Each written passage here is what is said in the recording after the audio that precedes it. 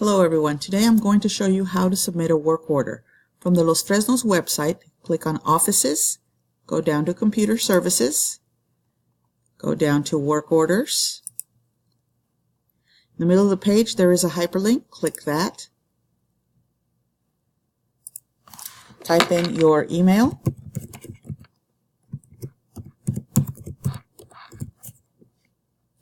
Password. Sign in. This should populate up here. Then you'll select location, Palmer, area, classroom.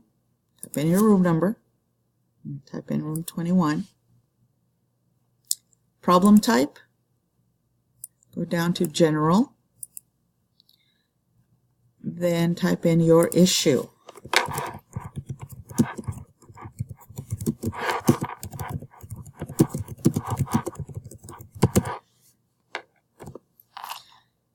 Click submit, and that should be it.